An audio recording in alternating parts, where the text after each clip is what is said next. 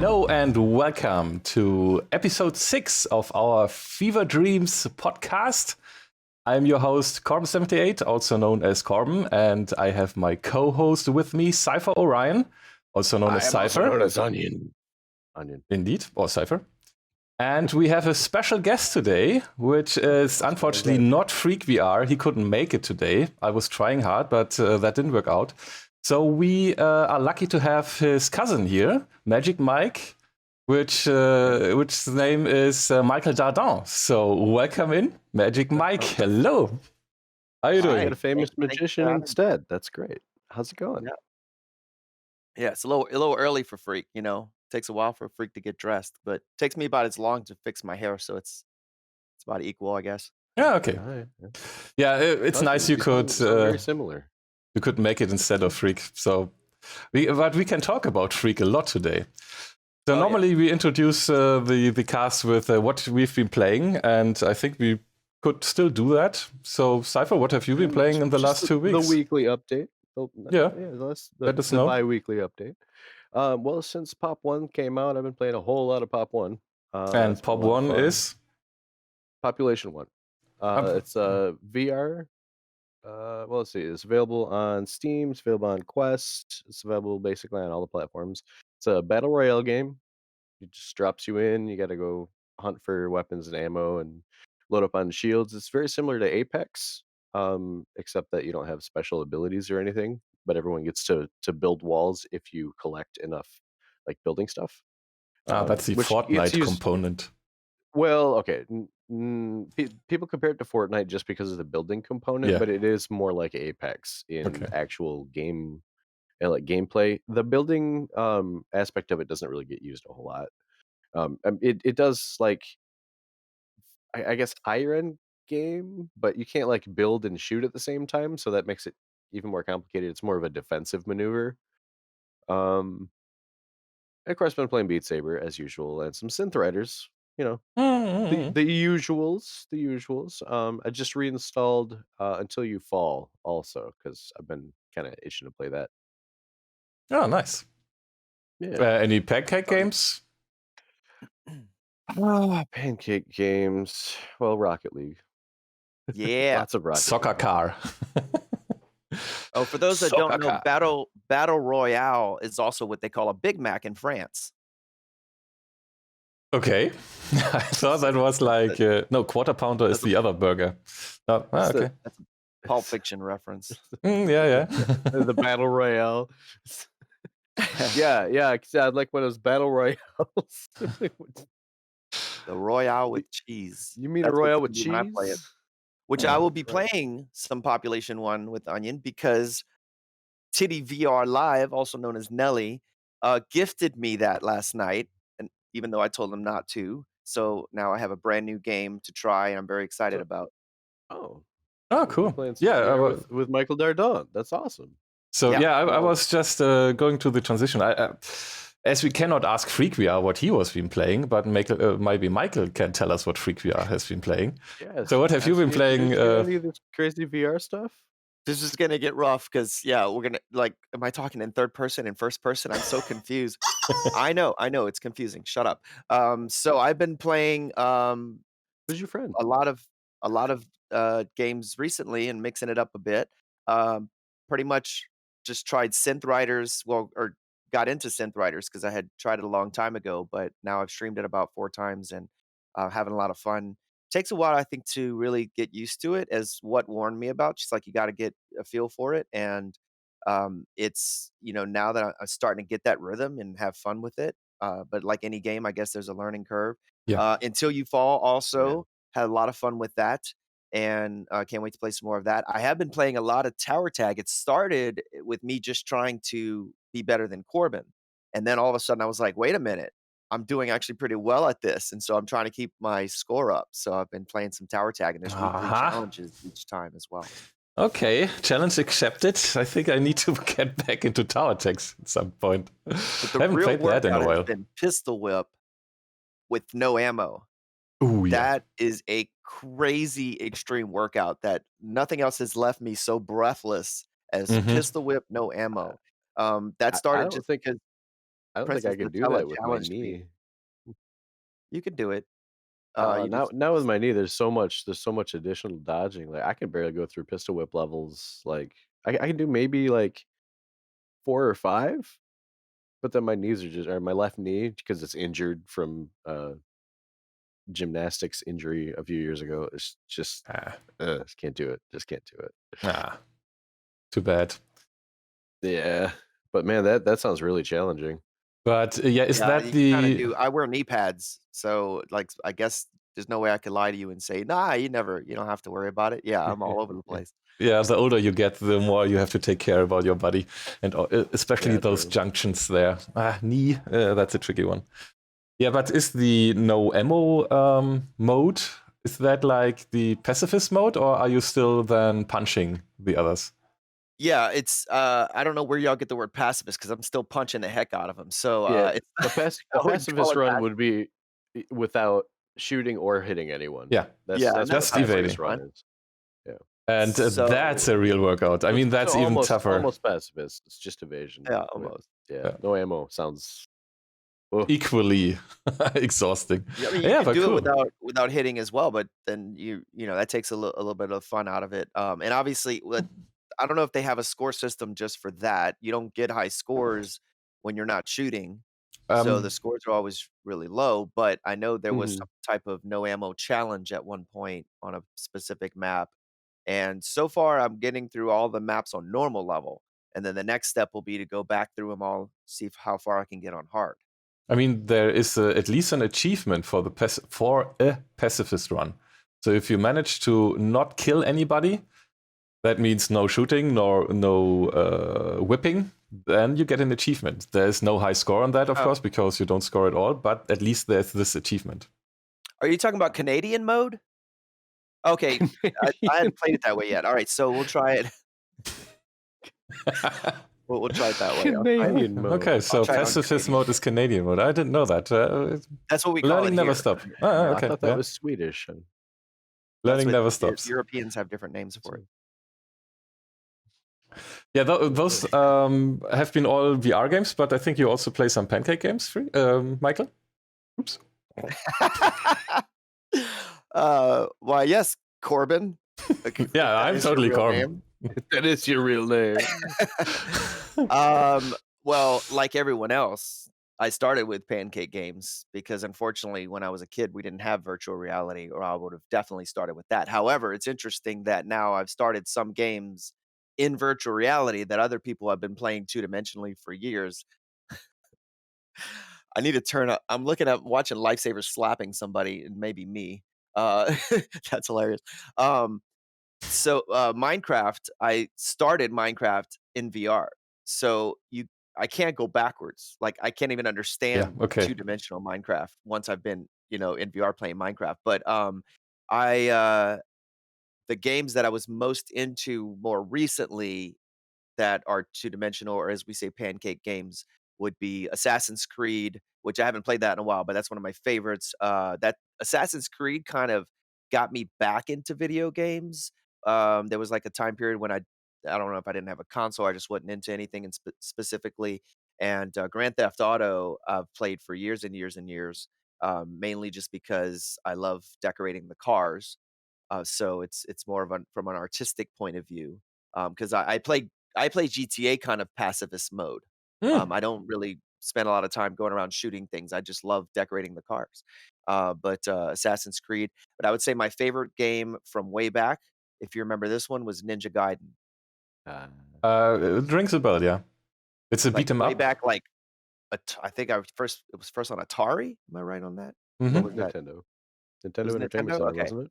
Was it on Atari? Yeah, but on console for sure. Original Ninja Gaiden may have been Let's check.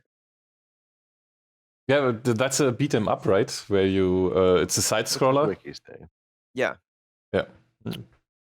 October 1988 on Good year. the NES. Ah, yeah, I had that one. That was my first console. That was a hard game. That was a really hard game. Games back then have been way harder.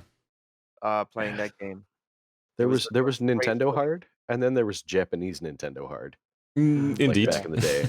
Indeed. Like if you had access to Famicom titles, or you had like one of the region chips for your system, which I didn't find out about until later. Like some of those games were just, oh my god,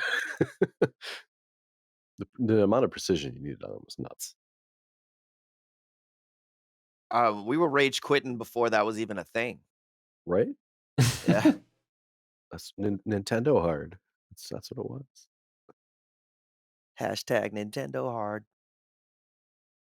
Yeah, okay, but so those have been your how you begin into playing games. But recently, the latest games you've been playing, like in the last 2 weeks, Pancake. Definitely Rocket League. Really enjoy that one. What am I not thinking of? Have I played?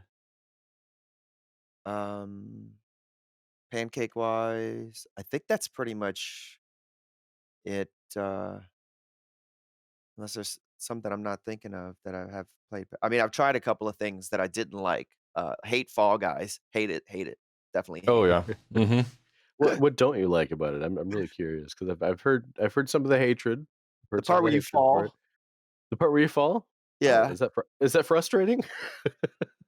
A little bit, yeah. It seems, yeah. I think that's why I didn't pick it up too. Just after watching it, I'm just like, well, this looks like kind of an interesting mob game. It's tough for me to try to be good at something that you can't really be good at. That it other depends. factors come into play that stop you from being good at it, no matter how hard you try. And that to me is extremely frustrating. And so Yeah. I get really fed up with that kind of thing. Now, of course, it's fun to play with friends and everything like that. But as far as why it's so popular and the rage about it and how and people trying to be good at it, that I don't get. I don't understand. Yeah, I mean, there have been on YouTube and stuff, there have been some people who were really, really good at the game without cheating even. So getting really the timing well at the last level where the tiles are falling down when you're standing on that. And you could really see how they were perfect on timing, because there was, I think, like 500 milliseconds. If you stand on that tile, you get a time bonus. So you can jump then to the next one.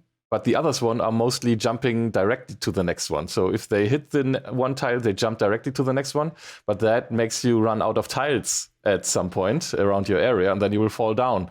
There have been people that could really nail it, and they have been really, really good. And that's really frustrating if you can't get that timing right. I totally see what you're saying there. I mean, I stopped playing it as well because they introduced easy anti-cheat. I'm not a cheater, but that makes it not playable for me on my operating system anymore. But yeah, well, bummer. Yeah, at the same time, it was kind of necessary. I'm sure you. Yeah, so there have been some really mean cheaters in that game. Yeah, incredible.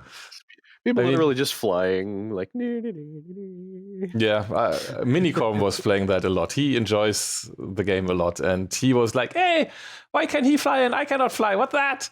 Yeah, that's a cheater. Moo! He totally realized, okay, cheaters are bad. Yeah, that was much fun. They don't use training wheels. No, you just jump in. Corbin, yeah, I right don't know on. if you've made this connection. This is kind of coincidence. Your operating system has the same name as Onion's girlfriend. Isn't that weird? No. Penguin? Tux? What? Ubuntu? Ubuntu? What? Yeah, you're using Linux. Yeah, and his girlfriend is named Linux? Oh, that's cool. Linux. Close enough. LYNX. It's close enough. Close enough. It's close enough. No, I didn't know that. Okay, that's news to me. I know. Hello, operating system. Okay. Yeah, those have been the games. Well, I've been playing lately GTFO again because they brought out a new update, and that's a Pancake game. 4-player co-op from former Payday 2 developers. And that's a really tough one. It's stealth on the one hand, but if you cannot go stealth, I mean, that's an analogy to Payday 2, where you also can go stealth, or you can go loud. And in GTFO, which is totally not for getting the F out, it means something else, but we don't know yet. But the developers confirmed it's not that abbreviation. It's definitely no, it's definitely not that. No. Yeah, people were Don't thinking stall about what it wobble. means. And what? It's not wobble? Don't stall wobble. Don't Oh, okay. stall. Yeah, okay. Well, Yeah, one and pancake game that I want to play with you, Corbin, that I know you enjoy and I enjoy very much that I haven't played in forever, and I figured that'd be a good way to get me learning the Move Master oh, is Left 4 Dead. oh yeah, yeah. That would be a lot of fun, and that For way, 7 since days. it's one that you're familiar with, because what it is the learning curve. We needed to find a game that you can talk me through, and GTA wasn't going to work because there's way too many buttons, too many things, and you don't play that one, so you can't tell me what to connect what button to what, you know. But Left 4 Dead, if I can set that up and learn it, then I can apply that knowledge to the other games. Yeah, just for the audience who does not know, there's a device, an input device that can replace your keyboard, and that's called a Move Master. And that's what Michael is now showing here in the camera. So you put your hand onto the grip, and then you steer WASD, not with 3 of your fingers, which are normally occupied on your keyboard all the time. You steer it with that grip. So pushing your hand a little bit forward will steer W, because normally in those FPS games, WASD is the standard way to move your character. And you can pull it a little bit back, shift it to the side, left and right, tilt your palm. And with that, you can already do those 4 actions. And then you have your 5 fingers free. And on each finger, you have 2 buttons, so you can reach 14 actions, more or less, at the same time, which is not really possible on the keyboard. So it's really convenient. But And it seems like it you would get be the a lot of you get the foot adjustment switch. to have to switch from using these 3 fingers to move to basically using your forearm to move. no, it's not your forearm. Your forearm rests just on your wrist. It's just your wrist, just slightly pushing and pulling. It's really little movement. It's really small. Like mind control. Do you have to do with any soreness after like the first week of adjustment or anything like that? Or I mean, of course, you have to put your arm right on the desk. So if you bend it too much or something, then you might have issues. But normally, you don't have issues at all with it. Just rest your arm on the desk, and that's it. That's interesting. That looks 3D printed too. It is 3D printed. It's a German company, a small one. Two guys were inventing this, and they are looking into reaching out internationally. But that's a lot of effort, so they're working on it. At the moment, you can just order it in the European Union. And, well, if you send it over privately to the States, that's possible, of course. But then you don't have official warranty. So, yeah, that's a little bit tricky. But they're working on that. I don't know where Atlantic Rebel's from. He says it looks like a sex toy. This is not. I've never seen a sex toy. But hey, what planet? Yeah. What? Yeah, and that's the extension, because in some games you need more than 14 key presses, even though you can have double actions on some on some keys. So if you are using that's a foot pedal. Yeah, I haven't tried that yet, but you can have a second of those extensions, because normally it's meant to put it in front of the Move Master and then just stretch your fingers to reach all the 8 additional buttons.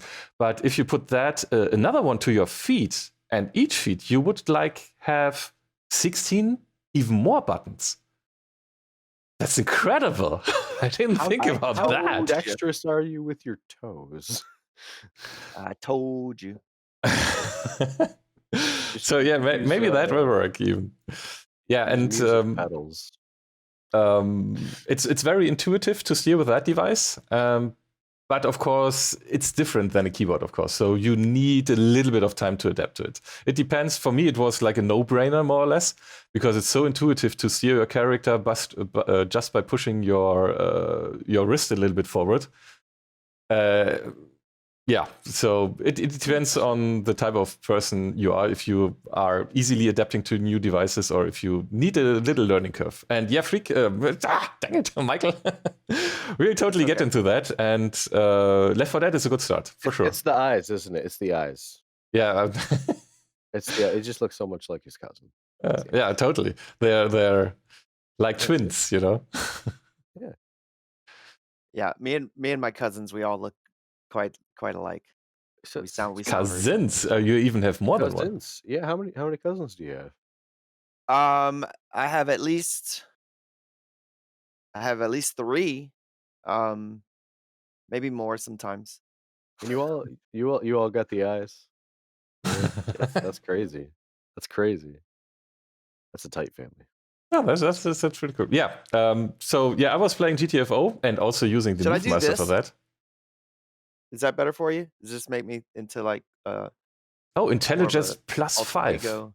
Wow, that was quick. So I don't look like my dad. Oh my God.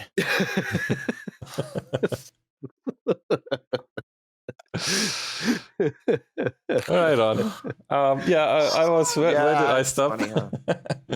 Yeah, I was playing GTFO again. Okay, and that's a 4-player co-op game like Left 4 Dead is. It's not with the zombies though. It's because Left 4 Dead is totally a shooter, completely a shooter, and GTFO has these stealth components, so it's a little bit different, and it's tricky. It's hard as hell. So yesterday it happened that after I was building my new PC, or I tried to build it. I mean, the hardware is put together and it does boot, but I need to fine tune it a little bit, so I couldn't use that. And also today I'm using my notebook, which is more or less a good replacement for my gaming PC. But well, and it does boot, not DOS boot. Just no, it's not DOS booting, not disk operating system. It's booting in general. And DOS boot. And yeah, it happened like I was building the PC for like 5 hours or so. And then it happened we played for another 7 hours GTFO because as it is that hard, you fail a lot. And then you have to restart the level from the beginning. And yeah, it also happened that this has been my first 12-hour streams without planning that at all. I was a little bit exhausted, but it was a lot of fun as well. So yeah. And I was, of course, playing Synth Riders and Beat Saber again. I still have that Half-Life Alyx GNOME run on my list. I totally need to play that. So those are my VR games. You haven't played? Corbin, I have a question. And of course, this is, I mean, we're talking mainly VR, but quick question about the Move Master and the relation to, is it Everspace? Everspace is how I got into the Move Master, yeah. Okay, but do those two go hand in hand as like one was developed with the other or for the other, or no? It's just that got you going with it. You could totally think that it is because I don't know. Everspace feels like it's made to be played with the Move Master, and the Move Master feels like it has to be played with Everspace because that totally fits so well together. It's incredible because there is one technique to evade enemy shots, which is called circle strafing. So you evade in a circle. You're facing, because Everspace is not a space simulation game. It's an arcade shooter, more or less. So it's steered like an FPS game, like a first-person shooter. So you're facing in front, and you can strafe left and right, up and down. And to evade those enemy shots, you evade in a circle. And normally on the keyboard, you do that by steering A for strafing left, then left control for steering down, then D for steering right, and then space for steering up again. And if you try to do that on the keyboard, you like have to bend your little finger, pinky finger, again and again. So it's not that comfortable by pressing the others. And if you do that on the Move Master, where you have left and right just by tilting your palm and up and down on your thumb, it's so easy to do that movement. It's incredible. It makes you a better pilot in Everspace. So it feels like it's made for each other, but it's totally independently developed. And you were relating the way I was dodging bullets in Pistol Whip when I was trying Pistol Whip no ammo. Yeah. You call it circle strafing? What did you call it? Indeed, yeah, circle strafing. You look forward, but you strafe. With my body, circle strafing. Indeed. That's how I made it through the pacifist run in Pistol Whip, by circle strafing my head. Yeah, you basically, you like moving along with the shots and in a circular motion to be able to avoid the Indeed the bullets. Yeah, it's circle strafing. Hashtag circle strafing. Yeah. Hashtag circle strafe. What? Okay. So yeah, those have been our games lately. And well, now let's totally dive into that character, into that cousin of Michael, FreakVR.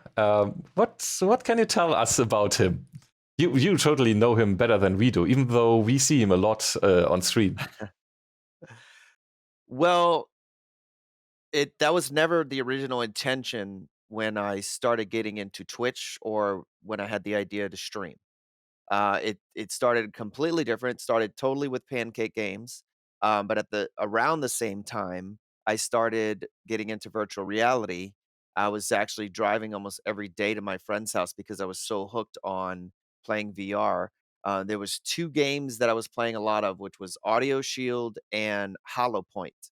And when I would play Hollow Point at his house, and he had a lot more space than I do, uh, people started saying, "You look like a ninja," the way I was playing it and moving around, and I was definitely hitting higher levels and getting points, higher levels than any of my friends, and they kept calling me ninja every time I'd play the game, and I was watching other virtual reality games and realizing that a lot of people are doing really well with the games, but nobody's really moving like a ninja, like, nobody's really making it visually, um stunning by kind of putting that aspect into it, and so that was what I wanted to do.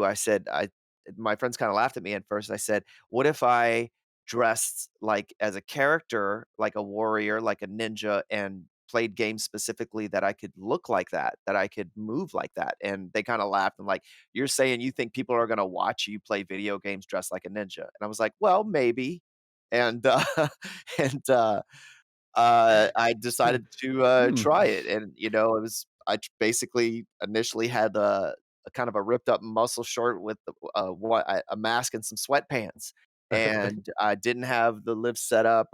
Everything was kind of weird. I was facing the camera, and at one point I'll never forget when Lifesaver came in the chat and started asking questions, and it's like, "Hey, what are you using? What are you doing? What is this about?" And then he apologized. He's like, "Oh, I'm sorry. I don't mean to take over chat." And I was like, "No, no, no. Wait. Tell me about this live thing. Wait, what are you talking about? No, talk to me. Teach Who me, are you? senpai. Teach me, Hello?" senpai. And How does this work? that was a game No. changer totally because that's what got me involved with the community and to start learning and learning stuff that I'm not good at, which is all this technology stuff that I'm horrible at. I don't come from that kind of background. I'm the guy on stage and it's the guy backstage who's pressing all the buttons and figuring that stuff out. And I'm just going, "Hello? Why is this not working? Get on it. What's going on here? Hello?" And but in this environment, unless I can have somebody right here with me, right by the computer, I had to start learning this stuff. I had to start figuring out how I was gonna make this work and try to make it better and better and more visually stunning, do the best I could with it. So then I bought more masks and more outfits and now even invisible tights, invisible pants. So we forgot to that was the other game I've been playing with Onion, Township Tale. There's Oh yeah, so many Township. games We now, do we that. can't even keep track of all the games we're playing. True. We do Township Tale once a week on the FeVR Discord, where we call ourselves FeVR Town. Have some adventures, go dive into the mines, explore into the forest, and do a lot of the things that you can do in a Township Tale. So, and it's free, which is great. I just gotta say something real quick. Oh no! Oh no! Okay, let's start this over from the beginning again, where I was introducing our co-host.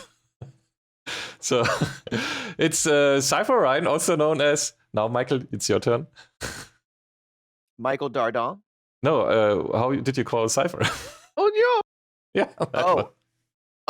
Onion! No, I was doing fake popes. Oh no! But that's a good way to say onion too, I guess. Yeah. Onion!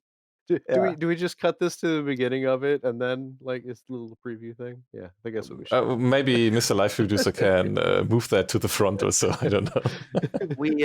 It'll be the trailer for the podcast. Last night I could say, I hadn't had a pet in 10 years. I just recently got a cat, but if I do get any dogs, I want 2 because now I want to name my dogs Xypher and Orion. I just think that would be great to have 2 little Oh. puppies, Xypher and Orion. Yeah, I love it. If you get another cat, you got to name it Onion. Yeah, I feel like Onion might be a good name for, like, I don't know, a gerbil or a hamster or something. Hamster, yeah, something. You know? That's a chinchilla. I feel like that it's weird. I feel like that totally works. A chinchilla named Onion totally works. A cat named Onion, it's like, why do you not like your cat? Why did you do that? Why hate your cat? Chinchilla named Onion. Oh, it's kind of shaped like an onion. Yeah. I can see Yeah, that. I can totally see that.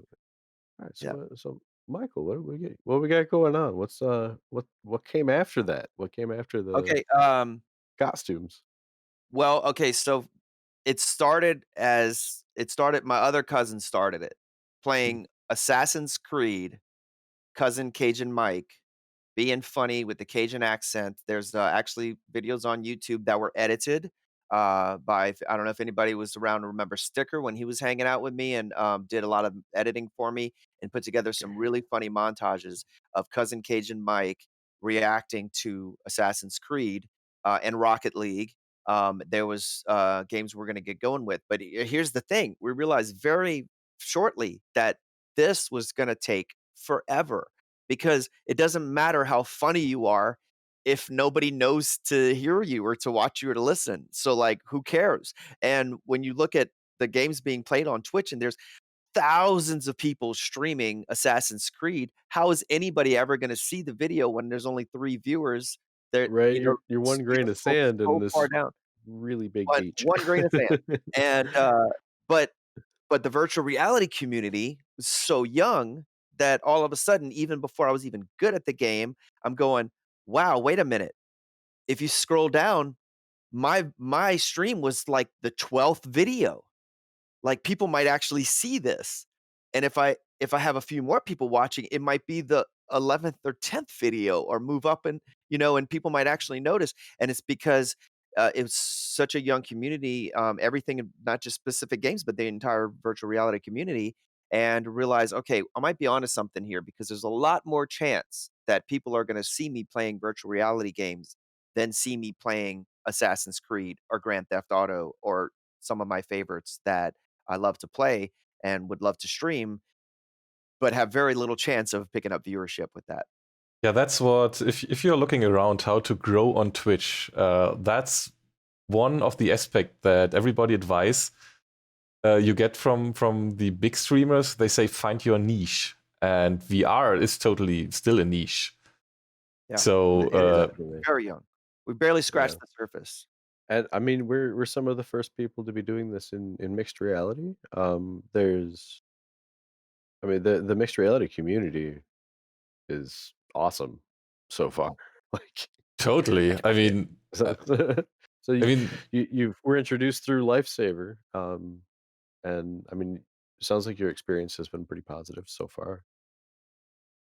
Oh, and not only that, it is positive as Mm. opposed to being toxic, which you see with so many other communities. I go to other Twitch channels and I'm like, what is going on here? This is not where I want to be. This is not a place I want to hang out. And yeah. so I think we're very fortunate that we are surrounded by so many supportive and amazingly positive people that are uplifting each other, that are supporting each other, that are motivating each other, because you don't have that everywhere. And it's catching on, and people are realizing, oh, wait a minute, this is working. This is something that I want to be involved with. This is a better environment. And I don't know why. I don't know what the relation is between the fact that, or maybe it's because a lot of Twitch started without the face, and people can get away with anonymously being toxic and not in having to worry about it. Whereas in mixed reality, you can't really get away with that because people see you. Like, I know that guy. And so if I see Onion in a grocery store, I recognize him like, hey, that's that guy that was a jerk to me on Twitch. I don't Yeah. know. I don't know what the relation is between why we are such a positive community as opposed to other communities. Like, for example, I mean, I don't want to call anybody out. Yeah. Um, but there's a lot of toxic negative communities out there, that do the opposite of what we're doing. Bless you. We build each other up, they tear each other down, Fortnite! Oh, sorry. Okay, yeah. Okay. I'm a comedian. I gotta make fun of somebody. I'm sure there's a lot of lovely people out there that play Fortnite. I just don't know. Yeah. There's definitely some toxic pockets in a lot of communities for sure, and Toxic when it pocket. comes to when Hashtag it comes toxic to pocket. That was awesome. toxic pocket, that's the ham and lava ones, right? Never mind. Yeah. You know, and in Microwave your any toxic large game pocket for community, 2 minutes. in any large game community, you're gonna find some of those ham and cheese hot pockets. You know what I'm saying? Tox pocket. Yeah, That's a good way of relating it. You know, a lot of Twitch communities are like a microwave hot pocket, but not ours. okay, that sounds good. Ours is a regular pizza. A delicious one, though. You can see Everybody everything. likes It's right there. pizza. Mm. Nobody puts staples on it. That's good. But yeah, as you just mentioned, you're a comedian. So how does that fit together, or how did one thing, like you were having shows and stuff where you were showing your awesome magic tricks? I mean, you still FreakVR does that on stream as well, but did like one inspire the other? Not inspiring, but did it change? So the way I see it is, I love playing characters. I would say really because all my life has been about entertainment. I've never really done anything else, and so I've done acting, I've done comedy, I've done magic, and comedy is probably ingrained in me as like just my instinctive response. My natural inclination is to want to be funny, to want to be around funny. The most unique thing about me is, and what I've done the longest is magic. Early on, it was just so interested in the art, and so from like 5 years old, and just never gave up that interest, and I realize that that's one thing that helps me to stand out. But I think overall, I'm an actor because anytime I'm performing, I'm acting as a character, doing something and playing that role. Um, and FreakVR is another character, and there is an element of I guess of comfort wearing the mask, being this character, not having to portray myself as myself. Because I mean, you see how silly I get sometimes, in two ways. One, if I want to act like a ninja and try to look like a badass ninja, I can do that without having to worry about people going, "What do you think you're a ninja?" You know, because like, yeah, I am. And also the other side of it, if I wanna do the complete opposite and ironically act like something like a ninja would never do, like, uh, yeah, like, for example, like Mr. yes, we know, then I can pull it off because I'm wearing a mask, so I can dance around, I can act like an idiot, and it's not really me, and so there was this level of comfort with that because, it's just so weird to the people that know me in real life, my real friends, to try to explain what I'm doing or have them just come in on a stream at a random moment and go, "What is this? What?" They don't get it, you know? It's like and Mhm. until you kinda follow for a while, you don't get it. But I always saw that as a character, and so FreakVR brings to the table a lot of the skills that I've picked up along the way, but FreakVR is a ninja, a comedy ninja. He's not necessarily a magician, not necessarily a comedian, not necessarily an actor, just has those skills that he brings to the table as this crazy ninja. Um, and so that's how I've kind of have always seen it.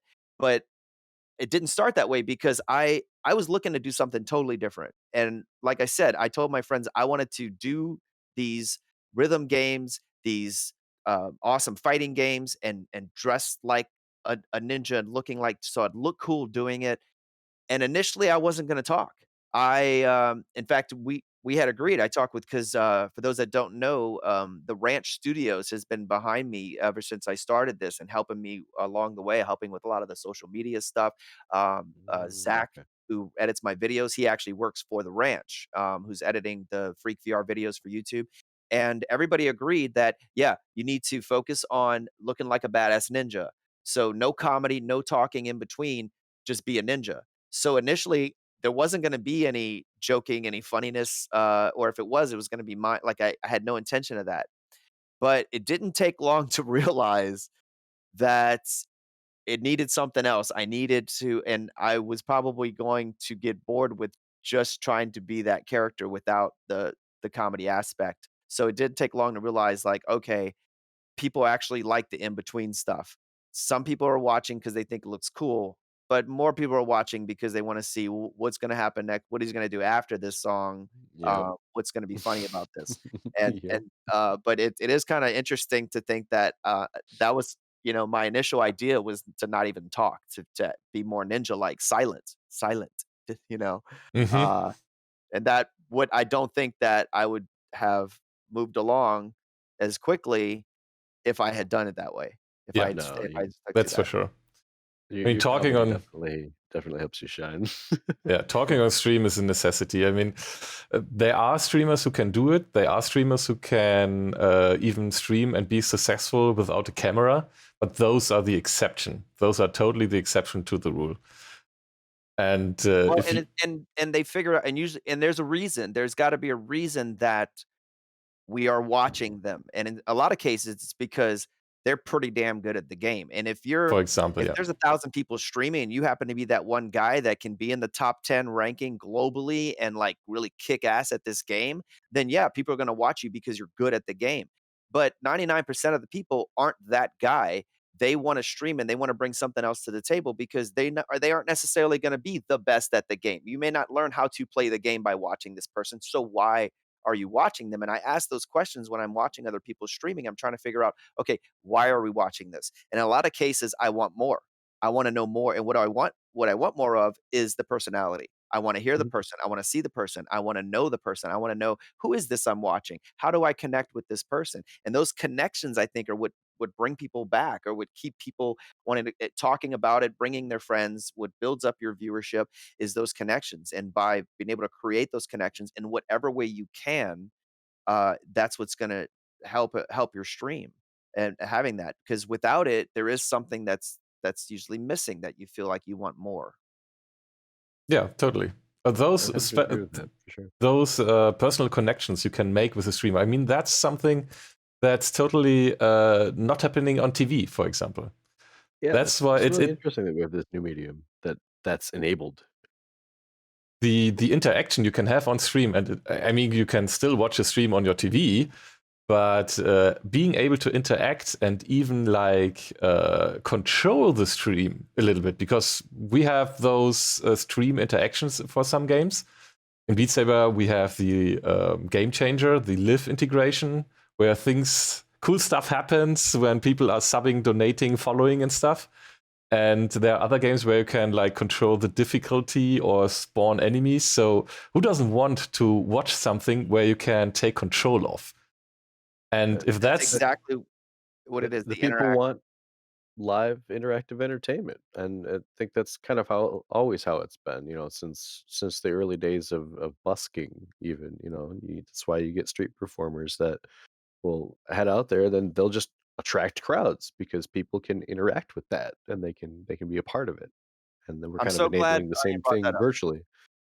You used that word in one of the other podcasts. I was watching the Mhm. recent Fever Dreams on YouTube, and Right, Onion right. brought that up. He said we're basically buskers. And what's interesting is when I said all my friends that I try to explain this to, first of all, I can't explain it. They can never understand what I'm talking about. Secondly, Mhm. when they come in and watch, like the first time What saw my stream, she says she saw me knock my monitor out of the window. Okay, when it's someone's Oh that's my someone's god. first experience, they don't understand what they're watching. They don't know what's going on. And the only group of people that really got it just from my explanation were street performers. Street performers understood because I said it's like I'm busking online. It's like Mhm. I'm doing my show, I'm just doing my thing, and I'm putting a hat out, and whoever likes it can just throw something in the hat. And that's Yep. exactly what street performers do. If you come in the middle of a street performer show, you might go, "What the hell is going on here?" But you're interested. And Yeah. the more he interacts with you, the more interested you are. And if you're enjoying yourself, you're going to go, you know what? This guy earned it. And you're going to put something in the hat. So buskers get it even without seeing it. I was able to explain it to them, and they were like, "Oh, okay." So my street performer friends, because a lot of magicians, jugglers, gymnasts that I know perform Jackson Square in New Orleans. We hang out a lot, or we used to, and they understand that concept, and that's the best way I've heard it described is when Onion put it that way. And but sorry, I didn't mean to interrupt you, Onion, because I Oh was no, that's all assuming right. That's all right. you were going to talk about some of the new interactive things we've been working on, or that you and Raven have been working on. Well, it was more just bringing up the fact that it is what it is. It's I mean this is modern, updated, technological busking essentially. And I spent a lot of time thinking about like, well, after I first started doing the streaming thing and started gaining a little bit more of a following, I'm like, okay, what is it exactly that I'm doing? Because I have to explain this to people, and that was the closest thing that I could possibly liken it to. And I was like, okay, so I'm putting on a show. I'm kind of putting out my hat, to accept donations and tips and things like that. And people are watching me as entertainment and as the skill that I'm performing. So that's busking, right? Like that's kind of the thought process that went through that. Exactly. Um, but some of the things that are coming up, man, we got some stuff in the pipe. Maybe we should save that for the next podcast. We can talk about some of the things that Ooh, Fever is working on in the teasing, background. Well, teasing the the idea teaser. is putting your creative energy into how can I be more interactive? How can we Yeah. make this a more an interactive experience? Because you're right. Somebody could be sitting there just binge watching on Netflix, or they could decide, I want to see what's going on XypherOrion's channel because I get to participate. And not every you don't have to. There's I hope I have a million people that just sit back and watch me and don't even feel the need to be in chat. That would be a dream, Mhm. right? Uh, Lurkers but are great. but the more and watching other people interact, even if you're not the one that's interacting, the fact that they're interacting with these people, and that also brings up the element of improv. The reason improv is such an amazing experience, and the reason magic, the art of magic, is such an amazing experience is because it is in the moment. It is something experienced that is never going to be the same twice. It wasn't that way yesterday, and it's not going to be that way tomorrow. This interaction, what I'm experiencing, what we're experiencing together, is just for us in this moment.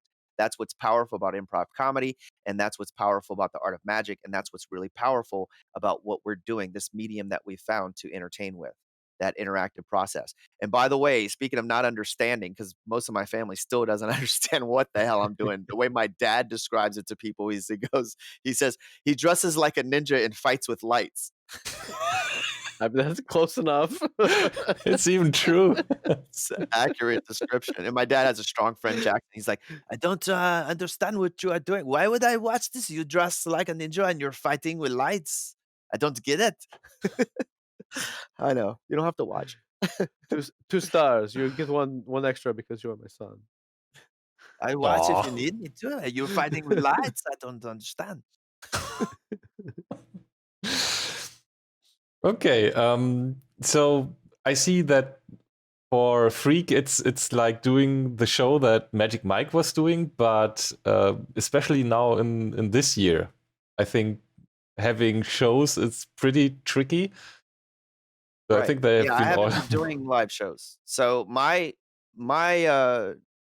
my medium of entertainment, mine was gone basically, and most of the people that I work with, and I see a lot of people struggling. A lot of the variety entertainers, the burlesque dancers that I'm working with, they're struggling because they no longer have that outlet. Not only financially struggling, obviously, but even the ones that it wasn't their main source of income, but this it was their main source of pride and their main source of creativity and commitment. And having this creative outlet has been amazing for me, and I think has helped me to be really more mentally stable than a lot of the people that I've been working with that are struggling through all of this. A lot of people that didn't know I was doing this before think that I started this as a response to COVID, to our current situation of quarantine. It's just a coincidence. It just worked out So, that I now I just can I just have concentrate to my do this efforts on already. this. Yeah. I mean, Yeah, I mean, this form of entertainment makes perfect sense now, and but that's not why I started doing it. I'm just able to Yeah. focus more energy into it now because I can't go out and perform on stages like I used to. Yeah, I mean, you've been streaming way before this all happened.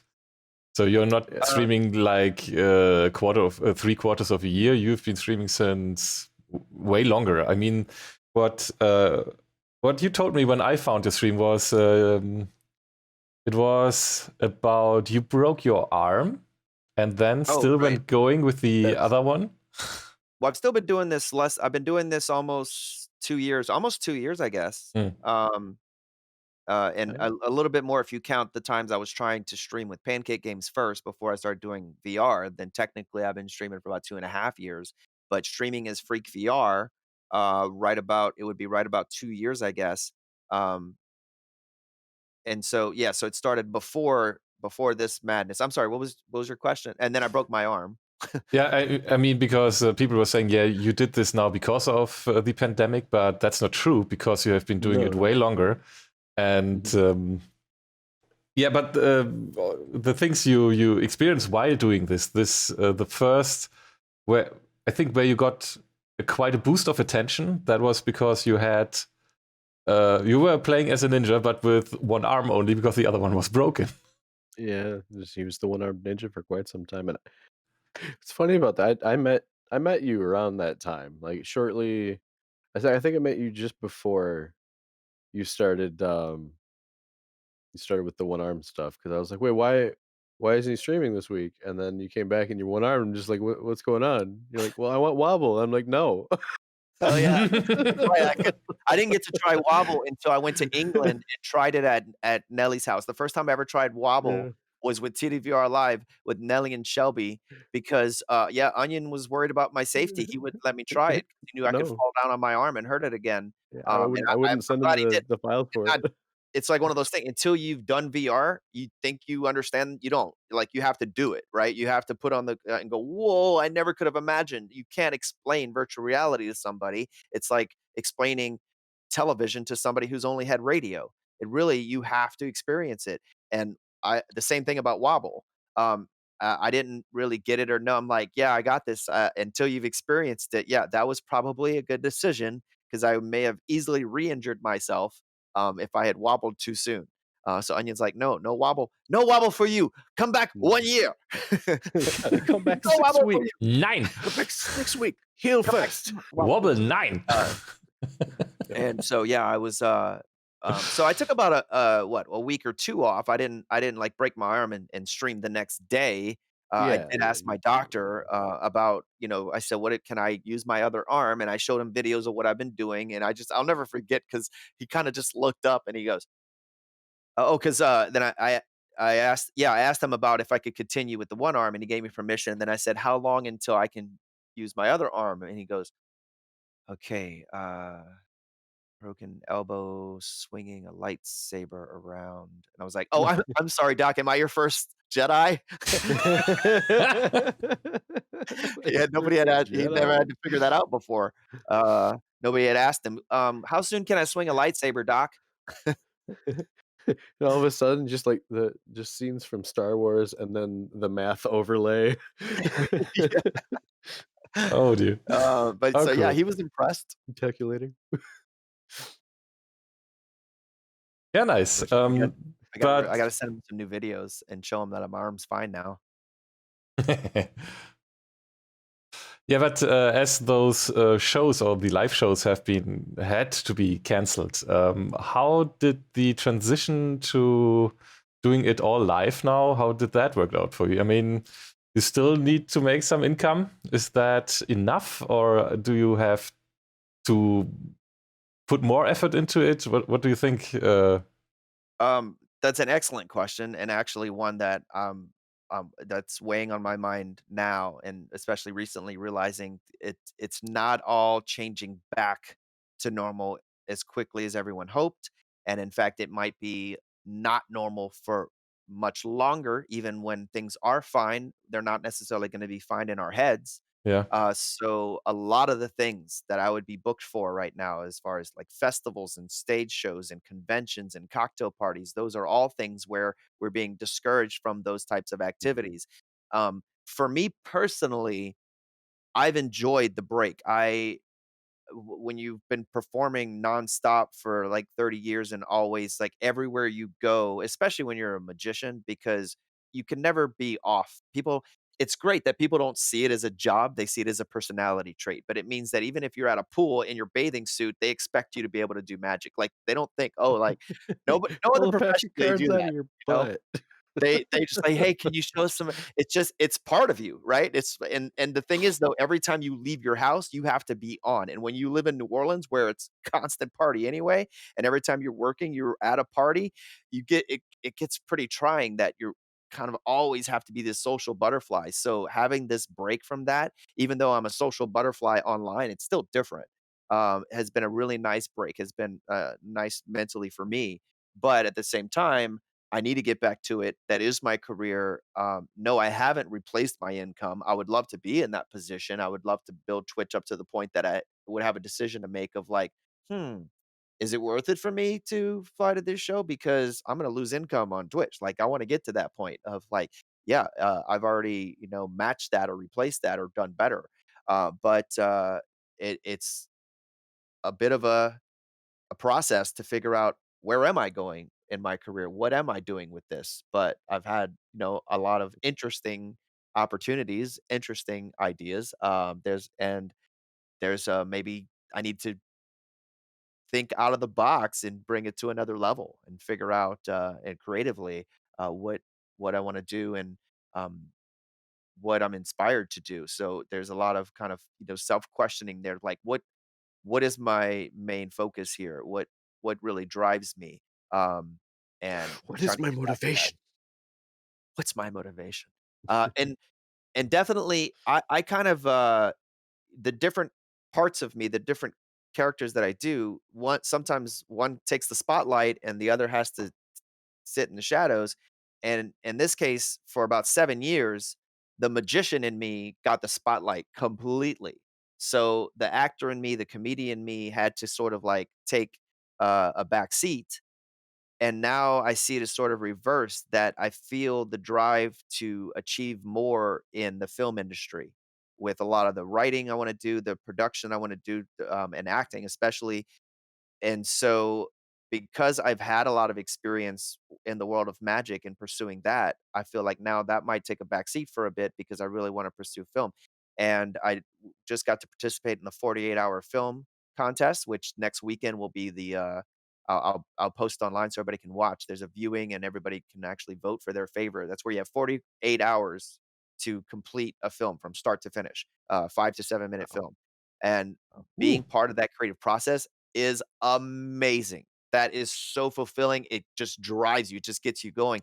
The fact that like we don't even know how much we can achieve with no sleep. It's amazing what you can achieve. Like we don't need sleep. We don't need it as much as we think we do. Sleep is No, for we the do. weak. But when you're really driven creatively to achieve something, and especially working with a team of other people that are driven that Oh want to yeah. achieve something, it's such an amazing feeling and an amazing process. And that I found very inspiring to keep working on those things, to creatively keep working on writing, on producing films. So that's one area of my life that I really want to get back to, get more focused on. And that's the one thing I got to figure out how to do. What is it that I need to do to get more focused on that? But in the meantime, I'm having a blast being able to entertain online and develop this entirely new style of performing, an entirely new audience, new viewership. Oh, that's cool. Onion, I'm being spammed by Nelly right now to play Rocket League. All the alerts are coming in. Bloop, bloop, bloop, bloop, bloop, bloop, bloop, bloop. Not saying Maybe we should not tell saying him you- you're busy right now. You're right. not Not saying you now, probably don't Nelly. deserve that, but Oh, he knows. He I totally totally knows. Oh well, this is a live wow. recording, so this happens. I will. We'll get to it. I think Corbin would notice if all of a sudden I'm looking at the other screen doing this. I've done that though, because people But don't know. I've been on Zoom calls and I'm looking over like, what are you looking at? Like, oh, this my camera's over. I got it situated. Don't worry about it. I'm playing Rocket League. every once in a while, mid sentence, you're just like, "Damn it, what?" Oh yeah, I was playing Rocket League while on a Zoom chat with my family, and I felt really guilty and immediately turned off the game because my baby sister was just announcing to us that she was pregnant, and I was like, "I need to focus now. Bye." And I was like, I'm Well, such this a is jerk 'cause important. I'm basically going, "Uh-huh, yeah, uh-huh. Ah, damn it. What'd you say?" I'm pregnant. Damn it! What did you say? Okay, sounds Oh good. no! Oh no! So what is there from here for Michel Dadon and the Michel. FreakVR personality and or cousin? Are we still calling them cousins, or we just calling them personalities? I guess I feel like, Characters? whoever taps into, Fever Dreams, whoever gets to be a part of this. Well, first of all, let's go back to the beginning when Corbin asked, "Would you be willing to not wear your mask for the podcast?" And I was like, Hmm. "Of course." I wasn't even thinking about like, "Oh, yeah, we're on video because we're streaming this live." I'm like, "Yeah, I don't have to wear my mask for a podcast." Like, that's like Oh, when and someone that, says, like, It's a vodcast though. yeah. "Will you come on our radio show and do magic?" Yeah, sure. That's gonna play really well on the radio. Yeah, we'll show everybody all the card tricks that I did. Come on. I was once asked to come we were promoting a live show that we were doing, and of all that they had several performers in this variety show, and they asked the magician and the ventriloquist to go on the radio and promote the show. It's like, "You guys are brilliant." That's exactly the 2 people that can easily demonstrate their skills. I'm like, "Hey, you want me to juggle 9 bu how many you want me to juggle? It doesn't matter, I'll juggle as many as you want. We're on the radio." "Well, yeah, I can juggle for you." And the ventriloquist is going, "What do you want me to do?" I'm just talking. Oh well. Guys, his lips aren't moving at all. Trust me on this. Uh, Wow. None but, of our viewers can see his lips. Viewers. uh I what the team aspect to this, I think, is what is gonna take us to the next level. I think, I mean, just this is an example, okay? Lifesaver started Fever. It's getting big. We're working together. There's a lot of different aspects to it now, and you can't do it all. So you need to be able to get a team working on things and delegate and have people working together and have people promoting each other. I think the secret to our success and what's going to bring us to the next level is mixed reality streamers, is virtual reality streamers, or just in general as Twitch streamers, is expanding our horizons by A, working together as a team, and B, being versatile, thinking out of the box. I've always considered myself to be a very versatile entertainer. When people go, how can you make a living as a magician? I go, because I'm a pretty damn good juggler. And they don't necessarily get it at first. And what I mean by that is if I don't have any magic shows that week, somebody might need me as for a juggling gig. And the more versatile I make myself, the more opportunities I can take advantage of. And one example of that here is there's a lot of new people, new followers I have from the Twitch Sings community. Um, you guys told me about Twitch things a while back, and I just laughed at you. I just made fun of you guys. I'm like, "What are you doing? Who wants to see you sing on?" And then all of a sudden, I realized how fun it was and how Yeah. much comedy with the comedy aspect of it just blew my mind. And I'm like, "Oh my god, I got to do this." And now all of a sudden, what do you see? I'm doing virtual reality, and we got Twitch sings people coming in and hanging out and going, "Oh, look at this guy! Look what he's doing! I saw him sing, but look, this is awesome." And so by getting involved with other things and making ourselves versatile and working together as a team, we're bringing in more people, more viewership, and we're expanding and growing. And of course, it's never at the rate we want it to be. It's never going to grow as fast. I mean, unless you're Hazelnuts. Then she's going to be at 5,000 viewers by next Tuesday. We're having a party. No, she's working her butt off for it, so that's why it's happening. And if you can put in the effort, if you can put in the work, it's going to happen. But also, if you can think out of the box and be versatile and know how to help each other, I think that it's going to happen for us as well. But it's a process, we just got to keep growing it. Indeed. So yeah, helping out each other, that's also part of the Twitch community to grow. And you're right, Hazelnut is really killing it. I think you discovered her first and introduced her to the community. Yeah, I'll take credit for that. I was blown away when she said that once and because I didn't realize that. I guess I was one of the first of our community that saw her online when I was going to raid. And of course, I generally look for who's in mixed reality. I've Not everybody has to perform the same way. And we love our avatars and we love our FPVs, but the mixed reality is an element that is, again, that barely we've scratched the surface of. So we tend to look for that when we try to look for people that are representing what we're going for. Yeah. And not only that, but she was cosplaying, which makes it fun as well. It's just that extra element. What all can you bring to the table? And so I guess I was one of the first people that rated her with a significant amount of viewership, and she felt that from that point on, she had strong viewership.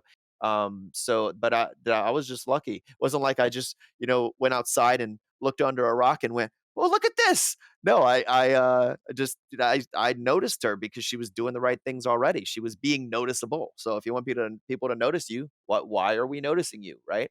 Yeah. Because go past the obvious. Obviously, she's adorable. Obviously, she looks good on camera.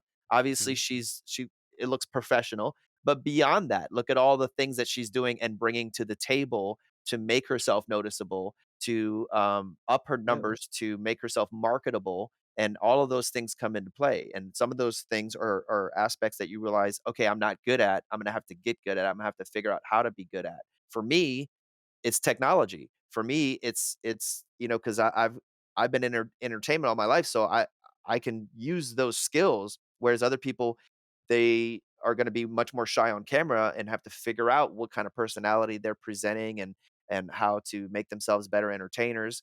But for me, learning the technology stuff, that is not my forte.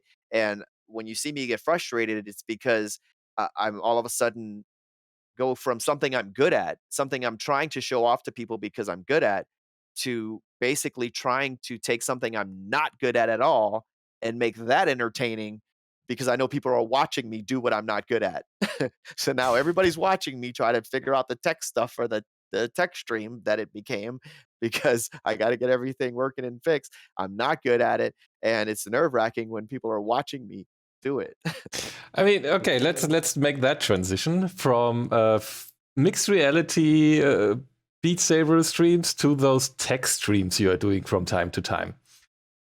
Because, as you mentioned, as you said, you have to learn those things. And how did Michael learn all those things? Because we love your tech streams. They are one of the most entertaining ones. It definitely allows you a lot of room to improv. Very true. And that's why I think sometimes, it's weird how there'll be like a Tech Tuesday, right? Which the tech streams they're never really on purpose. It's always accidental. It's like it becomes a tech stream because stuff's not working and now we got to figure out how to fix it. Yeah. But after a stream, you do 4 hours of Beat Saber or 2 hours of Pistol Whip and you're exhausted, right?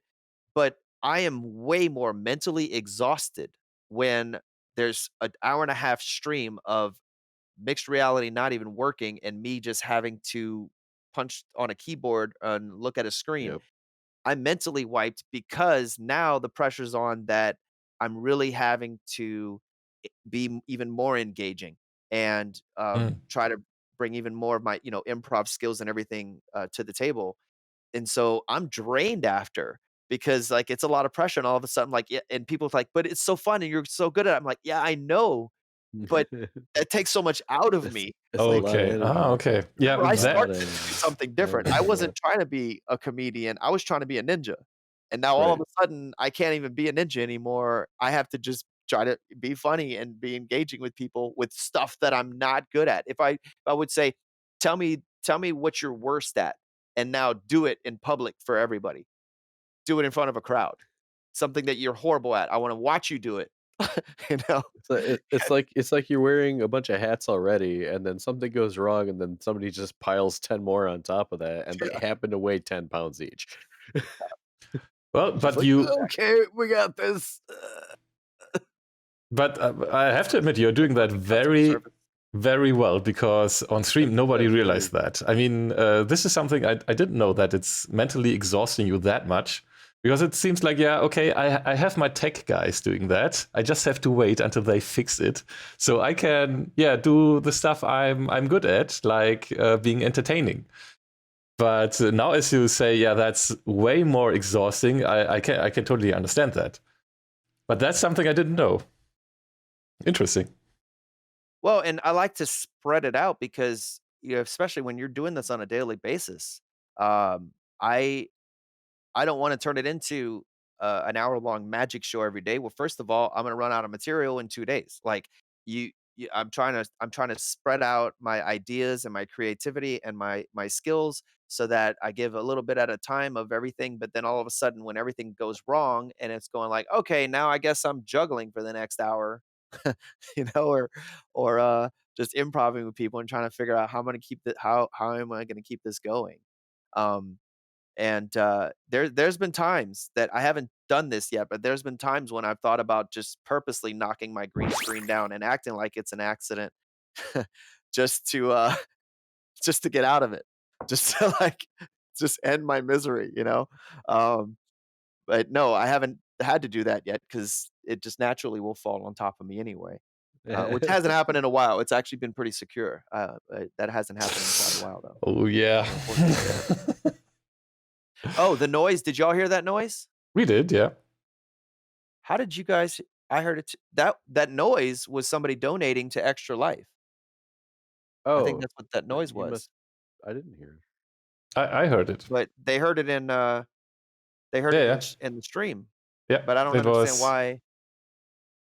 It was audible for me as well, so it's now in the recording, in the live recording. So wait a minute. No, Does it's that mean no worries. No worries.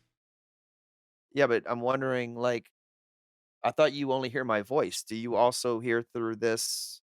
Like, okay, I'm gonna do my T-Rex graphic. See if y'all hear. Do you hear the? No, that's not audible Nope. yet. Did you hear? Did anybody hear the T-Rex? No, Nope. that was not audible. So why? So why do we hear the alert? Or was that? Tech Oh wait, maybe issues. that's from somebody else. Maybe that's somebody else's. No, I don't know. Oh, See, well, that's I the don't kind of have. thing that'll drive me crazy. Like, where is that coming from? All right, but thank you for donating to Extra Life. Okay, cool. Yeah, I think that even though if things are kind of normalizing again, and even though you said you might go into the movie industry and not maybe going back to magic stuff, I hope we will never lose FreakVR. I think that will be a thing that will always continue. I hope so too. And I know that. I mean, if my career gets going in the direction it should, obviously there'll be times when I'm too busy to stream, but I hope that I can always come back to the stream. And I guess my goal right now is, while I can focus my energy on this, to build up my viewership as strongly as possible so that we those people continue to watch even when I'm not able to be as consistent as I would like to be. And I can't wait to travel again. Remember, so I had 2 months where I was streaming with a broken arm, and then I had 2 months where I wasn't streaming practically at all because I went to Europe for 2 months. That's when, and the one time I got to stream was over at Nelly's house. I got to be part of his stream and do my own stream from his setup.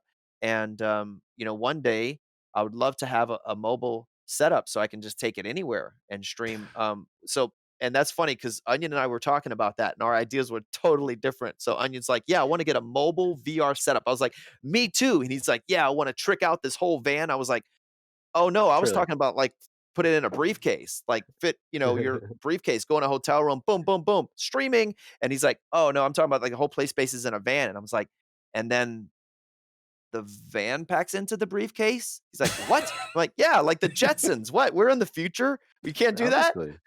I mean, So, Transformers are real. yeah, Okay. one day. So we had two different ideas of what we consider to be a mobile VR streaming system. Mine fits in a briefcase, Yours is and his fits portable. in a Mine's van. mobile. Yours is mobile, mine's portable. Now mine Yes. doesn't. Neither exists right now. His is much more feasible. I think yours Mine's is more more practical. practical. More Yeah. practical. more imaginative. It doesn't exist yet. So yours is the Uh, hotel room package, I want the hotel room package. I want the mine's the camping executive package. VR streaming pack. I seriously, I want a George Jetson briefcase, boop, boop, boop, boop, and my whole VR setup is there. You know, that'd be phenomenal. So, what I'm also interested in for streaming, there are of course several aspects. The technical one is one important part of it, getting that stream up and running. The entertaining part is the other one. But there's also some like art involved. So you want to have overlays, you want to have emotes and stuff. So is that something you are getting creative on your own as well, or do you like ask somebody else doing that? Both. I'm really enjoying the input from other streamers and people that have just come along and help me in that aspect. So I consider myself to be very creative, but I also get very frustrated when I'm expending that creative energy on myself.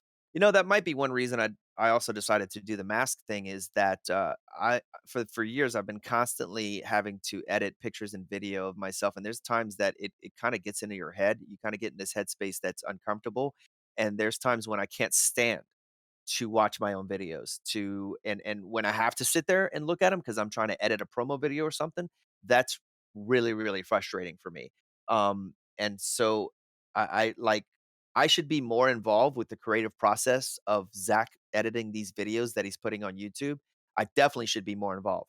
But I haven't been because it's such a relief to me to not be. Like I just Mm. want to I just give him the footage and go, "Here, do something with this." I'll just trust you because it's such a relief to not there's so much pressure, especially when it's yourself. Like it's way more fun for me to edit a video involving somebody else than a video that I'm in. Way more fun. I'm overly critical of every little thing. When I go back to watch like videos of myself as a magician, I hate most of it. I hate most of it because I'll nitpick everything, and you know you can always Oh, I be could have better, done but this better. I could especially have done this that, better. Yeah. especially Yep. especially when it comes to the art of magic and deception for sure.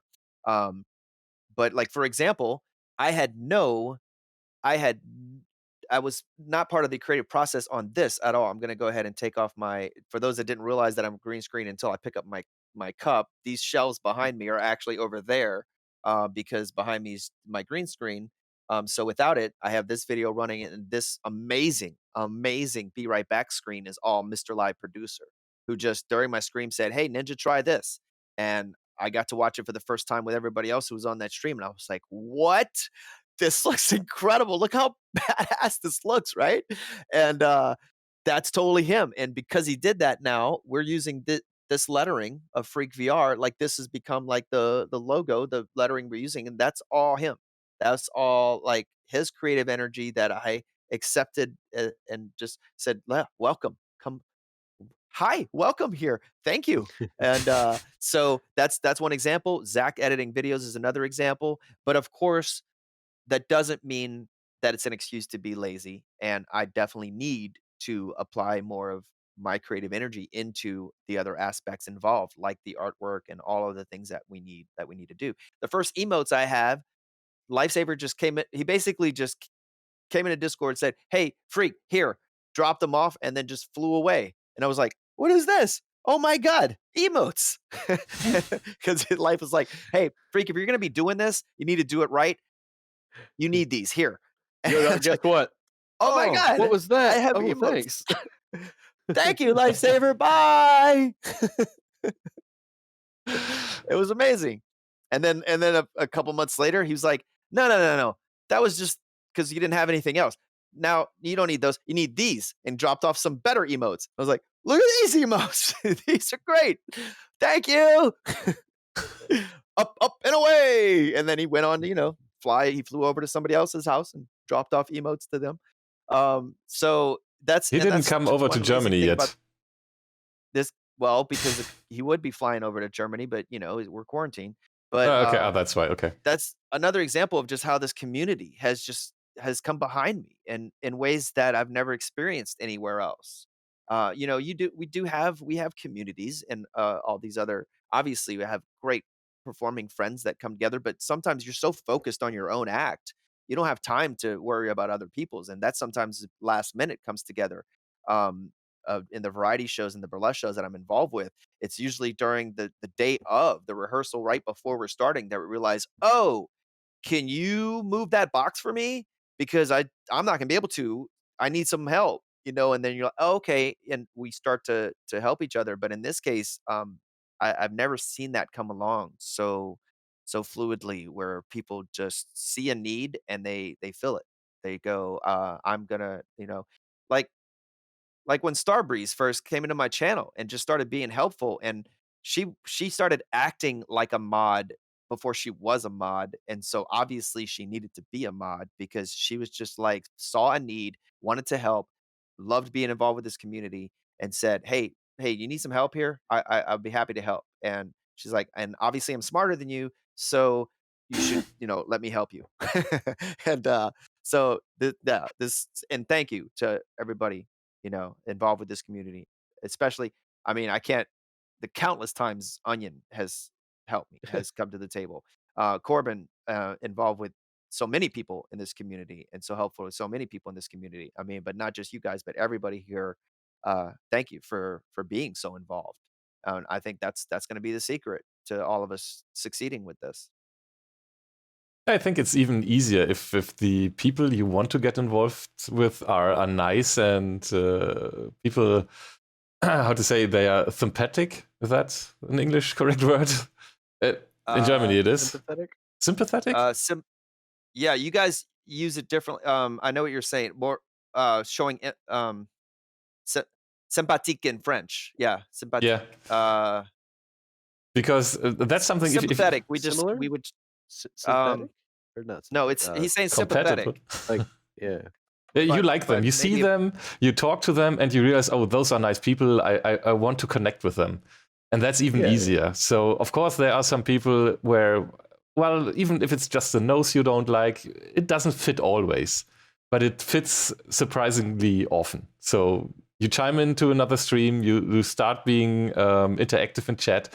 I mean, there are sometimes some hurdles you have even to take, because I remember chiming into your stream, Freak, and I was requesting one of those songs where you had these fast movement thingies, and then I won't play this song for you.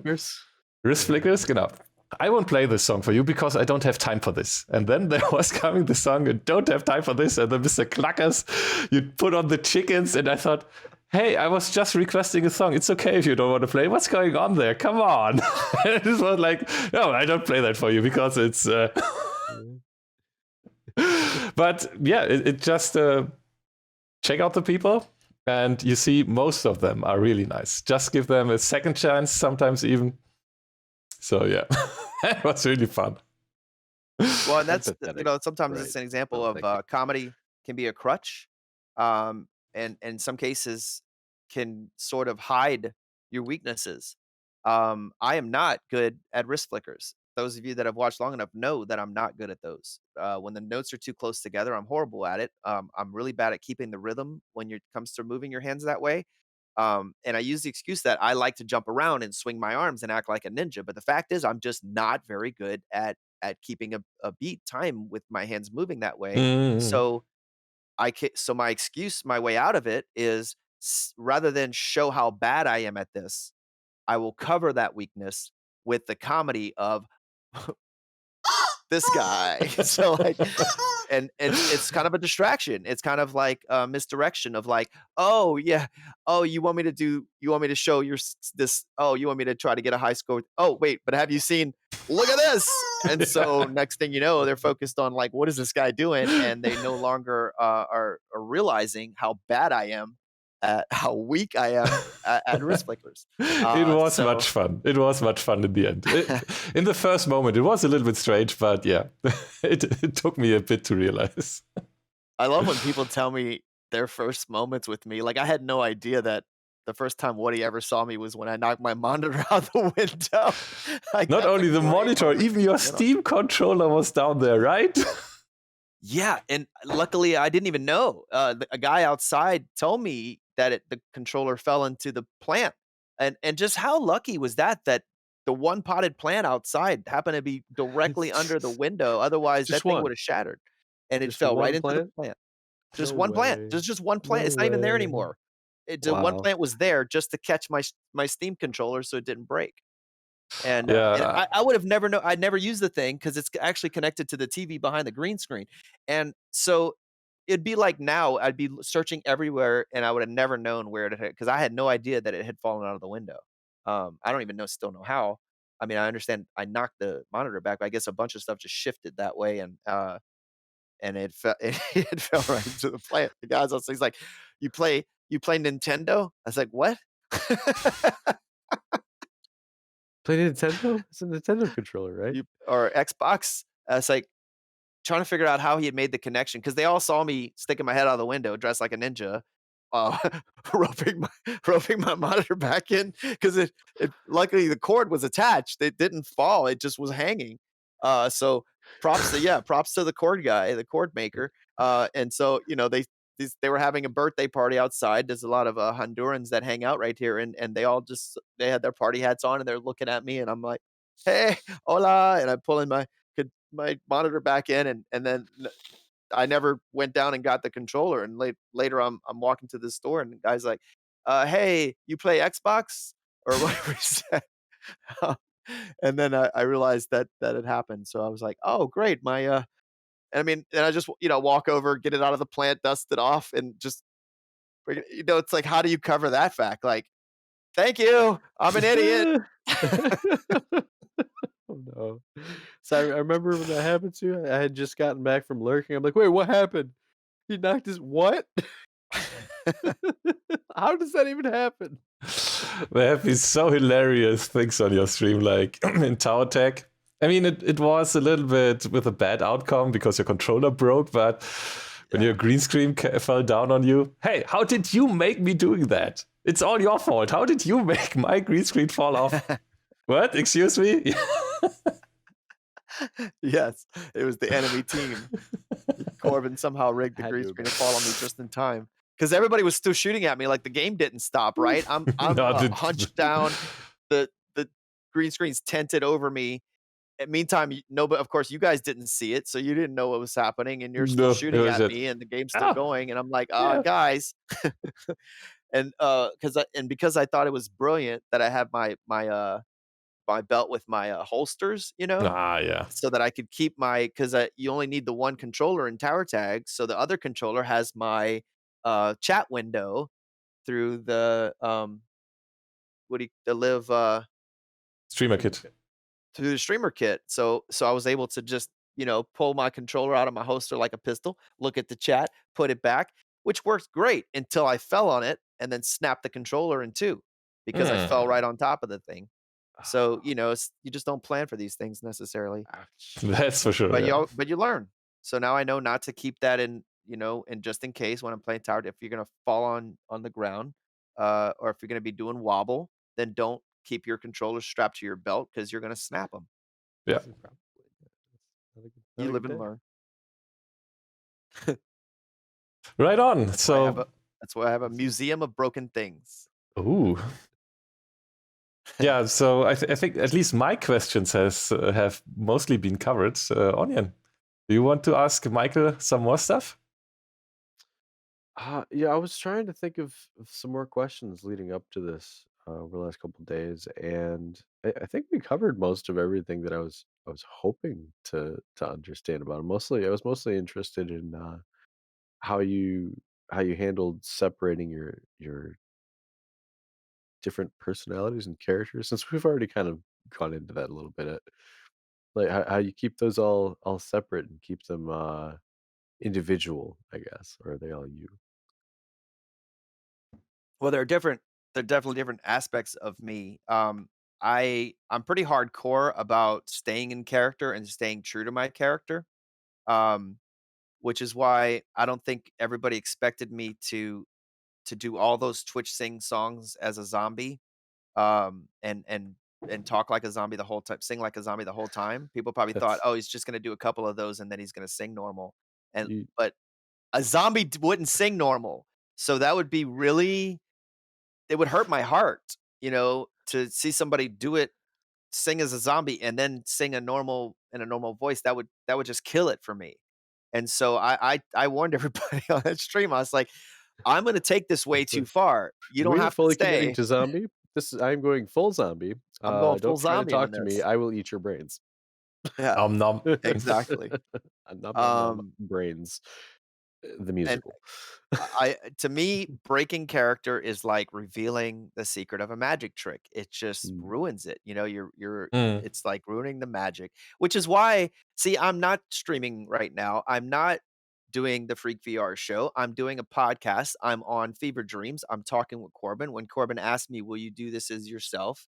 As Michael Dardon talking about this with no mask. Yes, because this is not breaking character. It doesn't Mhm. make when when people come in and they go, you always know when somebody's new because they go face reveal, and I'm like, what?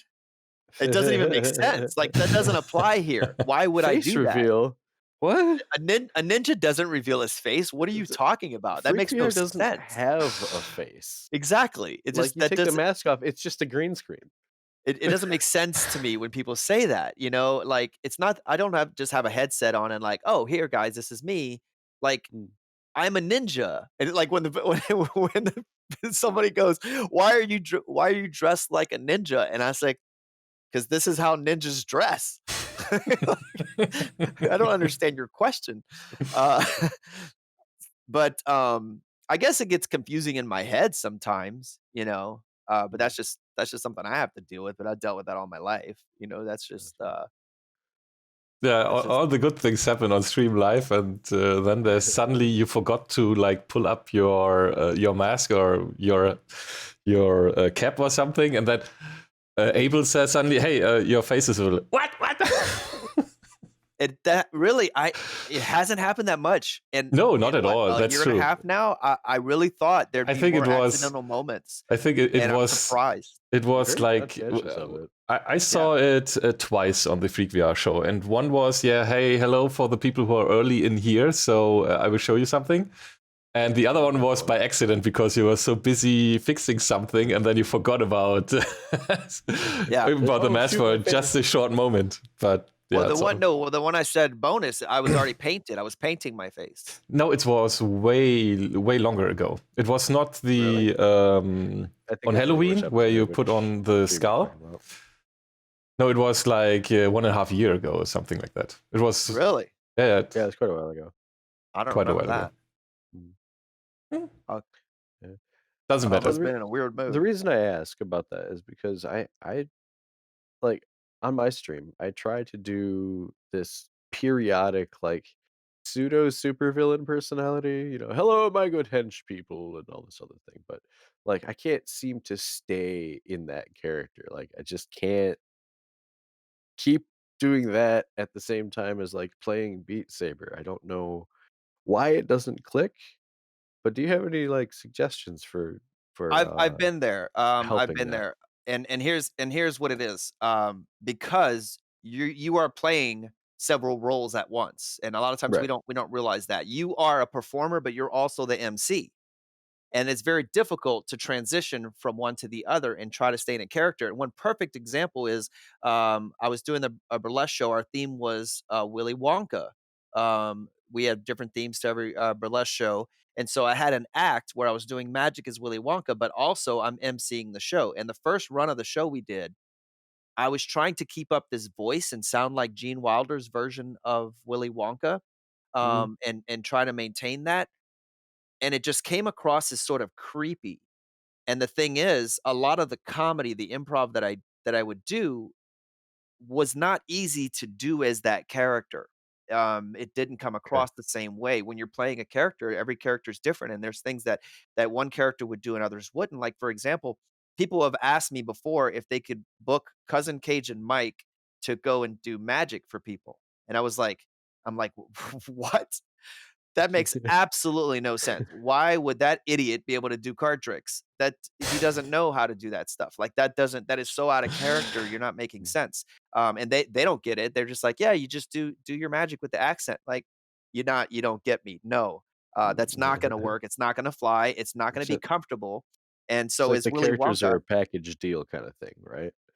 Well, yeah, I mean, you got to stay true to the character. The Like character's the character. That's what it is. he's not gonna have when I'm playing that character, it's not gonna have that much. It's not gonna have that kind of skill. That skill Right. level does. And I was okay. So another example is in the movie, which everybody needs to watch. It's called Trailer Park Jesus. I play a character that lives in a trailer park in Missouri named Paul. And Paul should not have the skills to be a professional juggler. So when they asked if I would do that in the script, it wasn't in the script. When they asked if I would juggle torches, I said no. I said that makes no sense. Why would I don't understand? And then they said, "Oh, no, no, no. But nobody's gonna know if it's real or not because he's on an acid trip." I was like, "Okay, okay. So I get it. Paul on an acid trip can juggle anything he wants, but Paul in normal circumstances, of course, would not have the skills of a juggler." And so as you're playing several roles is the thing. And so what I Mhm. had to do is I had to kind of switch and sort of break that Willy Wonka thing, go back to being myself, just looking like Willy Wonka and be able to interact with the crowd because there's a lot of improv going on when you're emceeing as well. So Yeah. that's one of the things is like if you picture Gene Wilder as Willy Wonka trying to do a comedy show where he's interacting with people in the crowd, that's awkward. You know what I mean? But so I had to bring it back to like, okay, this is me. And then when I got to my act, I played it as him. So and that's one thing I didn't realize until I tried it that how awkward it would be and how we Mhm. had to make changes before the next run of the show. So you Right. just got to learn that along the way. And I think that's what's happening is you're having to MC your own show. And Mhm. so when you're having to interact, it's going to be very difficult for you to maintain that personality. Hmm. So one thing that might help for you is what you do to get in character. For me, it's my mask. When the mask goes on, the ninja comes out. So like in D&D, you always have your horns. So Right. you know Sure. that's your character. You're the goat. Mhm. And so uh it may be a matter of you changing something to put yourself in the right frame of mind that makes Okay. sense to Right. you, you Right. know? Um, Yeah. So, yeah, well, I mean, it's kind of for me on that. It's kind of starting up voice attack. When I start speaking to voice attack, I'm talking to hench person. Like that right. kind of starts me in the kind of thing. But yeah, I see what you're saying about that. So I think I'll have to more consciously think about that when I'm talking to hench person. I'm not talking to hench person. It's this other character talking to hench person, Right. You and become that also character. as the MC. So okay. 'Cause I've Hmm. been trying to work on that, and it's some days it's really hard to get into character too because I'm so tired, like I'm mentally exhausted. I just want to hit block. Yeah. That's fair. And especially Yeah. frustrating when you can't hit block because you have tech issues. Yeah, I yeah, absolutely. And everyone, as I know, a lot of you know how many tech issues I've been having recently. Thankfully, I think we're past that now. But yeah, so Well, thank you for that it's information. That was really that. Hopefully, that'll be really helpful in the future. hope so. it's I thought it's you guys were gonna have tech questions for me. Corbin, you don't wanna know about some tech stuff? yeah. What do you think about that other? Yeah, like Onion's girlfriend operating. Yeah. Okay. No, Yeah, that so, doesn't work. Is it uh Linux? Linux? I would say No. the Lynx operating system is very reliable, very compassionate, definitely very patient because anyone who's going to put up with somebody who decides they're going to be a Twitch streamer has to be a golden patient, amazing person. And while I've never met that particular operating system known as Lynx, I know that everybody needs that type of operating system in their life I that highly can recommend it. adapt and put up with you. I think it does help that he is a personal onion Uber. So at least she's being rewarded with a ride from work. That makes up for what she puts up with, I'm sure. No, I mean Uh, it would totally be interesting that's not how the only thing, of course. or it was interesting to hear about how you like get around those tech issues. I mean, tech issues are part of the stream. That's why it's live. There have to be some tech issues. Otherwise, it's not a stream. It's something else. It's a TV show. If nothing would go wrong here and there, so it has to be. Have you tech heard issues. you heard the expression "ignorance is bliss"? Yeah. Okay. Really? In in Yeah. Germany? Okay, I'm surprised. I thought you were gonna say no. But I'd like to change it a bit. Is um ignorance is unlimited. Um, Ignorance is non-restrictive. There is an advantage to the fact Ignorance is and boundless. That's better. Thank you. Ignorance is boundless. And let me explain. Bear with me because there is a benefit to the fact that I'm an idiot when it comes to this stuff and that I don't know. And that is I don't know the restrictions. I don't know the limitations. I think completely out of the box. All I know is what I'm trying to achieve. I need help to achieve it. You guys know how things work, but the fact that I don't means that my thought process is limitless. There's no bounds to what I'm to the way that this needs to be achieved. So Mhm. I might think of an idea that you didn't think possible until you figure out how to connect the dots. And the reason I thought of it is because my mind wasn't restricted by the rules. Another example, or maybe a better way of explaining it, would be in the world of magic. I love listening to what laymen, or as we call them, muggles, I love listening to laymen discuss how magic is done because since they have no idea, they also have no limitations. So they they have no idea what gimmicks I'm working with, what I'm limited to, what principles work, how the effect is done. They are going to be thinking completely out of the box. There is no box. So it is very inspiring and creatively could make me think on a whole different level because I'm not being limited. And I've used that to my advantage when performing in magic competitions because magicians are very limited because of the fact that they have narrowed the scope of their information based on what they know works and what doesn't work and how the effects are done. So when you can break out of that and realize you've led them down one path because they are bound by the information they have, that they're not thinking about. Well, here's it. I was telling you before, and so I'm revealing a little bit here. I did a magic lecture with this background, right? And this looks like a typical, magician's room of shelves and trophies and books. And um, they didn't realize that this is green screen, that this is not behind me. I needed to put something behind me so it wasn't just the green screen. And also, I had an opportunity there because I was able to fool so many of them by doing stuff that was completely chromed. So I'd like all of a sudden, do something like this, appearing phone, and I was manipulating things. They To them, I'm doing like really impressive sleight of hand because none of them are even thinking on that level of green screen technology because they're not performing this way. We don't use a green screen technology when you're performing live on stage. Now we use other forms of magic that would achieve that effect. Um, and I'll say it now because it doesn't, you have to really do a little more in depth research to realize what I'm talking about. But magicians call it black art. But in some cases, it's not used the way you think it would be used. In other words, it's not necessarily the object disappearing that may be using the element of black art. It might be the gimmick that was used that is disguised by the black art. In this case, it's green art because it's the green that's on top of the green that's covering things. And so I was using the idea of black art, but I was using it without any black in a different way, in a way that nobody was expecting. So um, that happened a lot to me in my competition act. But I realized that people weren't catching on. When I asked one of my mentors, I said, because at one point I make a ball bearing, um, about a big ball bearing about this big, come out of my hat, and then one about this big. And I asked him, I said, by the way, do you know where the ball bearing? No one has told me if they figured this out. Do you know where the ball bearing comes from? And I'll never forget because he says, I assume it comes from the same place as the silverware. And that's when it hit me. I had every magician fooled. Nobody had any clue how I was doing this because they just let their assumptions take over.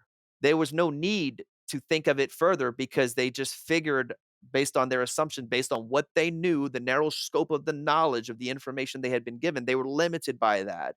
And that was the thought process, brought them in one direction. So no one even realized that I was using completely different methods to pull this off. Yeah, I understand that. That's like if you are getting an expert at something, you're getting blind for other things. So that's right. I totally understand what you're saying there. Yeah, true. The less I know about technology, the better for all of you. Because scope blindness. I'll be like, why can't we put the van in a briefcase? Probably it's possible. We didn't just come with a way up for it to do it. Yeah, it is possible because I saw it in a cartoon. Cartoon magic. Yeah, right on. So I think we can come to an end. I don't know if you want to add something more. Well, I want to say hi to my operating system who's listening to this, hopefully while driving. Rhymes, the Rhymes operating system, who's also very patient and understanding. Who's enjoys sometimes when we're on road trips and we listen to Lifesavers stream in the car. So yeah, shout out to all the operating systems out there that support all these ridiculous Twitch streamers. Thank you very much. Right on, then, yeah, I guess this concludes the first season, I guess, of Fever Dreams podcast. I have to be a little bit sorry about the quality on my stream. Apparently, as I have not fully set up my new PC, the notebook doesn't really cut it. The audio seems to be fine, but the video is a little bit sloppy, so... But, well, it's still also a podcast, so it doesn't matter that much, maybe. Vodcast.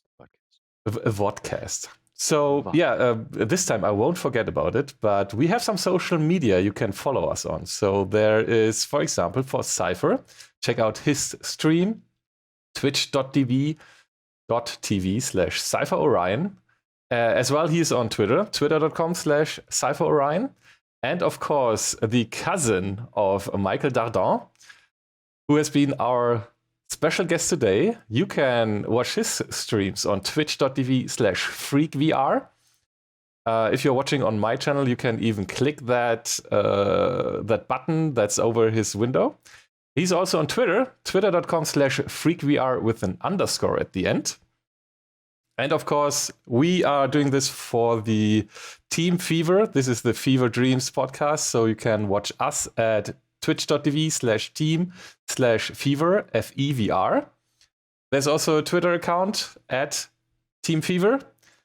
The YouTube channel is a little bit more tricky to read out because it's youtube.com/Y-UC. Yeah, we will post a link somewhere. So thank you very much for watching. It was very much fun having you here, Michael, as well as Cypher. Yes, thanks, Michael. Yeah, awesome. We will have to see when we are going to do the next season of the Fever Dreams podcast.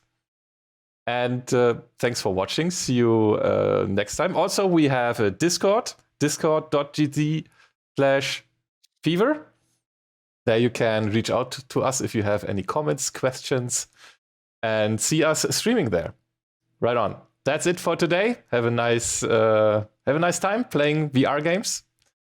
See you all on the next cast. Have a good one. Thanks, guys. Bye-bye. Bye. Later.